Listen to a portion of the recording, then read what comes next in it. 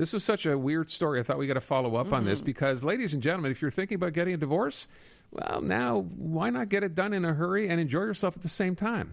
DARYL WEINMAN is a family lawyer on the line right now. This is her trying to explain how this works. So, DARYL, first of all, thanks for being with us. Oh, thank you for having me. And I want to know where this idea came from.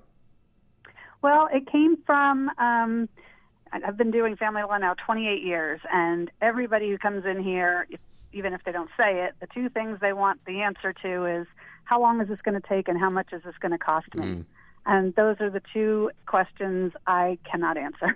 I can never give them a time frame or a budget because it's just such a wide range. And so I thought, well, there's got to be a way to do this. And if you can keep it private, keep the time frame limited, get rid of the uncertainty, just kind of get them down the road, that will be good for everybody. So that's the concept. Is we do it as it's basically a mediation arbitration. It can last up to 3 days. It doesn't have to last the full 3 days. But they do the first 2 days of mediating where I act as mediator. I go between the two of them. We go to a 4-star resort. They can use the amenities. I think it helps keep them calm and relaxed. They can step away for a few minutes. They never have to see each other. I go back and forth and try to mediate and get them to come up with the solution that works best for them. Okay. At the end of the 2 days, they can't resolve all the issues and they still have something outstanding. They agree that I can arbitrate the last issue, sign off, and be done. So they're done. They're guaranteed to be done at the end of the So this weekend. is like a quickie divorce as opposed to a quickie wedding, I guess. 3 days, yes. Not a very long time, all things considered. Yeah, I mean, yes, it's definitely a much faster way than traditional litigation, a lot less conflict. You don't drag in all these third parties or you fling mud in public and all the things that go along with it. I have so many questions, but let's begin with this. So the parties are both there, you're there, but they don't see each other, so like opposite ends of the resort? Well, yeah, definitely separate rooms. So I keep them apart, Yeah, and then I go good. back and forth between the two of them. So, and I'll sit down and listen to them. If they want to vent a little bit, they can vent to me. They don't have to vent in front of the other person. I don't have to hear a lot of, but remember when you said, remember when you did, and none of that. It sounds like this is more fun for you than it is for them because it takes you out of that very, very, contentious situation of having them both in the same room at the same time. Oh, well, for sure. Keeping them out of the room together is ideal for me, but it's really ideal for everybody because all of that rehashing about, I hate when you did this and blah, blah, blah, it's just not beneficial to anyone. But are they... We try to look forward and not backward. Okay. I mean, I love the way all this sounds. I'm wrapping my brain around the logistics of it because I'm thinking you're probably traveling to that destination. Like you might, at check-in, you might bump into each other or at the buffet or in the restaurant or at the pool. But you both know you're going to be there, right? Yeah, but you're... Well, I don't mean that they would never see each other. I mean, Right. They may see each other, yes, at wherever they are.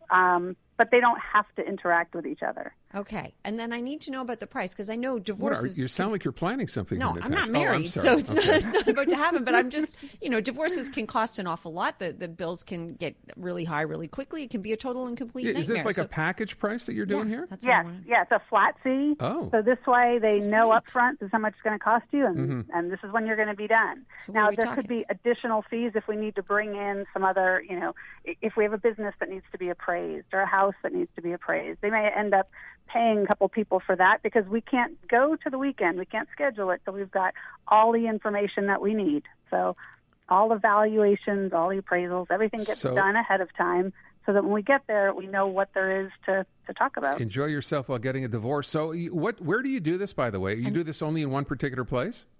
No, I'll go to wherever they are, or if they want to go to a destination divorce. Usually I pick someplace local to where they are or where I am. But I let them choose. Okay, I'm curious. A destination divorce rather than great. A destination wedding. I need to know how much. Right. How much are we talking here? Well, so I charge the flat rate is $7,500 per side, so a total of $15,000. That includes the hotel. It's not going to include, other travel stuff, but it includes the hotel. I'll pay their hotel out of that. And that includes all of my time and all of my paralegal's time to get all of the information together ahead of time. I don't know where that fits in on the divorce scale, but it doesn't seem like it's crazy expensive. I know some cost a whole lot more than that. I do want to know one thing. At the end of the day, when you're done meeting with both sides, you're in a hotel, you're in the same place together, you go down to the bar for dinner or a drink, you're likely to run into that person again. Have you had this happen?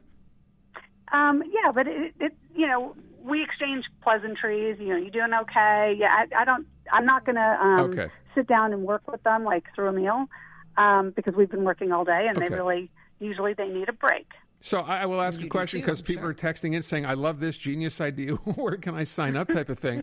How do people, are you the only one doing this from what you know? Yes. I did read about a guy in the Netherlands who has a divorce hotel idea, and he's tried to launch it in the U.S., but he's missing the arbitration piece. Okay. So at the end of the weekend, if they haven't settled it in mediation, they have to go on to litigation. Okay. And so this concept where we are guaranteed to be done at the end of the weekend, I think I'm the only one doing it. And I have a website up that explains it all. It's divorceresort.net. Divorceresort.net. Have you ever done one in Canada? Could you do one in Canada, or are you not sort of in a position to be able to do that legally? No, I can.